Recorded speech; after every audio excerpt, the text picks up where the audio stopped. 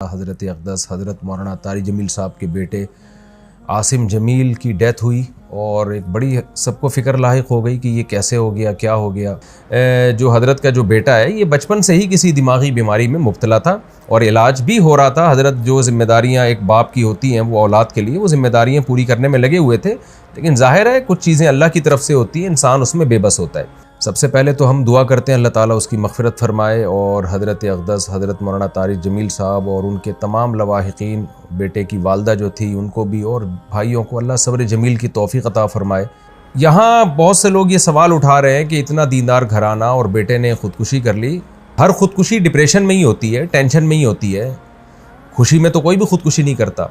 याक़ूब अलैहिस्सलाम को हम देख लें ना कि सारी ज़िंदगी बेटे के गम में रोते रहे मगर ख़ुदकुशी की तरफ नहीं गए। अमल को ख़ुदकुशी करार देना ये किसी भी तरह से ये बात दुरुस्त नहीं है और ये एक इल्ज़ाम है और जिस इस इल्ज़ाम का जवाब आपको क़यामत के दिन देना पड़ेगा। इंसान पर कुछ कैफ़ियत ऐसी आ जाती हैं कि जिसमें वो अपने कौल व अमल का ज़िम्मेदार नहीं होता और उसके कौल व अमल पे उसको ना गुनाह मिलता है, ना उसको दुनिया में सज़ा मिलेगी, ना आखिरत में सज़ा मिलेगी। ये वो जब है जब इंसान की दिमागी सलाहियत काम करना छोड़ दे। तलाक़ आपको मालूम है कितना हसास मामला है, शदीद गुस्सा में भी अगर इंसान हो तो तलाक़ वाक़ हो जाती है। सलासुन जिद्दुहुन्न जिद्दुन व हज़्लुहुन्न जिद्दुन, इस हदीस की रोशनी में।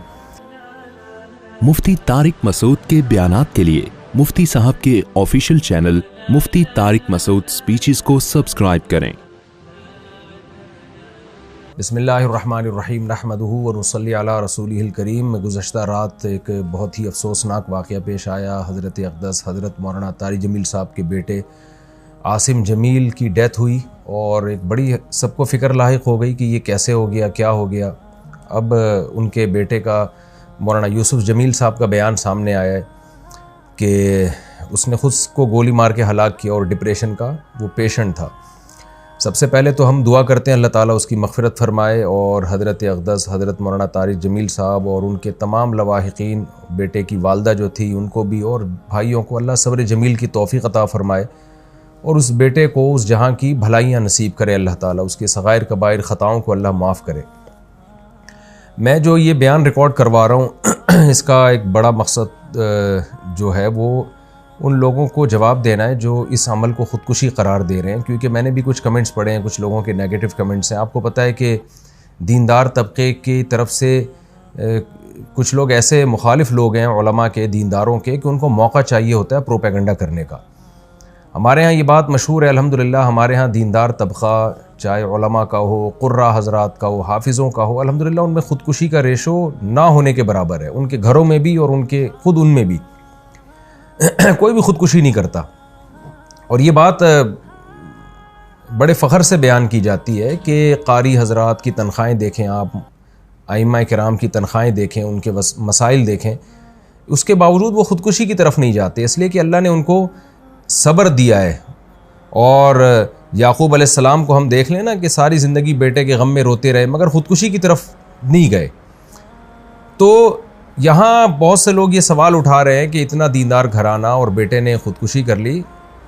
इसका जवाब मौलाना यूसुफ जमील साहब की तरफ से अल्हम्दुलिल्लाह आ चुका है कि वो भाई डिप्रेशन का पेशेंट था, वो उसको इलेक्ट्रिक के झटके दिए जाते थे, मेडिसिन खाता था वो, और डॉक्टरों ने ये भी हिदायत की हुई थी कि इसके पास कोई ना कोई रहना चाहिए, कुछ भी कर सकता है। तो ये जवाब मैं समझता हूँ काफ़ी है उन लोगों का मुंह बंद करने के लिए जो इस अमल को ख़ुदकुशी करार दे रहे हैं। लेकिन आपको पता है जो फितना परस्त लोग होते हैं उनको बातें करनी है। बाज़ लोग ये भी तबसरा कर रहे हैं कि हर ख़ुदकुशी डिप्रेशन में ही होती है, टेंशन में ही होती है, खुशी में तो कोई भी ख़ुदकुशी नहीं करता। तो देखें ये टॉपिक डॉक्टरों का है, डॉक्टर बताते हैं और हमने मुशाहिदा भी किया है कि डिप्रेशन दो तरह की होती है। एक डिप्रेशन तो आम लोग जो दुनिया की मोहब्बत में डिप्रेशन में गए हुए हैं, एक डिप्रेशन वो होती है जो किसी दिमागी बीमारी की वजह से होती है। इसमें दीनदार लोग भी मुब्तला हो सकते हैं और इसका कोई इलाज, इसका इलाज ये नहीं है कि उसको सब्र की तलकीन की जाए, इसका इलाज मेडिसिन होती है, दिमाग में कुछ केमिकल आगे पीछे हो जाते हैं। ऐसे बहुत सारे पेशेंट हमने अपनी ज़िंदगी में देखे हैं, बहुत अच्छे लोगों को जिन्होंने बड़ी बड़ी टेंशनें झीली हैं, बर्दाश्त की हैं, लेकिन वो बैठे बैठे डिप्रेशन में चले जाते हैं, मेडिसिन लेते हैं तो सेट हो जाते हैं। वो दिमाग के कुछ केमिकल हैं जो आगे पीछे हो जाते हैं, यही वजह है। और ये नई बीमारी नहीं है, सदियों पुरानी बीमारी है। यही वजह है कि उलमा किराम ने ये मसला तलाक़ के मसाइल में बयान किया और कत्ल क़िसास वग़ैरह के मसाइल में बयान किया कि इंसान पर कुछ कैफियत ऐसी आ जाती हैं कि जिसमें वो अपने कौल व अमल का ज़िम्मेदार नहीं होता, और उसके कौल व अमल पे उसको ना गुनाह मिलता है, ना उसको दुनिया में सज़ा मिलेगी, ना आखिरत में सज़ा मिलेगी। ये वो जब है जब इंसान की दिमागी सलाहियत काम करना छोड़ दे। तलाक़ आपको मालूम है कितना हसास मामला है, शदीद गुस्सा में भी अगर इंसान हो तो तलाक़ वाक़ हो जाती है। सलासुन जिद्दुहुन्न जिद्दुन व हज़्लुहुन्न जिद्दुन, इस हदीस की रोशनी में। लेकिन उलमा ने बयान किया कि अगर कोई डिप्रेशन का पेशेंट है और उसके पास क़राइन है और वो उसका दिमाग सही काम नहीं कर रहा, ऐसी सूरत में वो बीवी को 100 तलाक़ें भी दे देगा तो नहीं होंगी, इसलिए कि उसका दिमाग ही काम नहीं कर रहा है ऐसे मौके पे। तो जब तलाक़ जैसे मसले में हम उलमाए किराम आज से सदियों पहले एक स्ट्रेस और डिप्रेशन का मरीज़ जिसका दिमाग काम करना छोड़ दे, उसके इस अमल को तलाक़ करार नहीं देते। वो ज़बान से कुफ्रिया कलिमात अगर ज़बान से निकालेगा तो वो काफिर नहीं होगा। हालांकि कुफ्र तो मजाक में भी अगर आप कुफ्रिया कलिमात ज़बान से निकालते हैं तो आप काफिर हो जाते हैं, लेकिन इतना बड़ा जुर्म भी माफ़ कर दिया अल्लाह ताला ने अगर उसका दिमाग काम नहीं कर रहा। तो ऐसे ही खूब समझ लें कि ऐसा डिप्रेशन का मरीज़ अगर किसी को कत्ल कर देता है या अपने आप को कत्ल कर देता है तो वो ना दुनिया में मुजरिम है, ना अल्लाह के यहाँ वो मुजरिम है। उसमें मलामत करना और किसी को बुरा भला कहना या कोई नेगेटिव बातें करना, ये जो बातें करने वाले लोग हैं वो मुजरिम हो जाएंगे। तो एक डिप्रेशन वो होती है जो दुनिया से दुनिया की मोहब्बत की वजह से, दुनिया की छोटी छोटी बातों को आप बहुत ज़्यादा बढ़ा लेते हैं, ये किसकी वजह से होती है? ये नापसंदीदा है, क्योंकि नेक लोग हमेशा सब्र करते हैं। लेकिन एक डिप्रेशन वो है जो आपको किसी दिमागी बीमारी की वजह से, तो ये बचपन से इसकी जो हमें तहकीकात से मालूम हुआ है कि ये जो हज़रत का जो बेटा है ये बचपन से ही किसी दिमागी बीमारी में मुब्तला था और इलाज भी हो रहा था। हज़रत जो ज़िम्मेदारियाँ एक बाप की होती हैं वो औलाद के लिए वो ज़िम्मेदारियाँ पूरी करने में लगे हुए थे, लेकिन ज़ाहिर है कुछ चीज़ें अल्लाह की तरफ से होती हैं, इंसान उसमें बेबस होता है। तो हम सब इस गम में हज़रत के साथ बराबर के शरीक हैं और हम सब दिल से दुआ करते हैं अल्लाह ताला हज़रत के इस बेटे को उस जहाँ की भलाइयाँ नसीब करे और उस जहाँ की खुशियाँ नसीब करे, और जो भी उनके रिश्तेदार और लवाहिकीन हैं अल्लाह ताला उन सब को सब्र जमील की तौफ़ीक़ अता फ़रमाए, और जो मनफी कमेंट्स करने वाले लोग हैं अल्लाह ताला उनको हिदायत दे।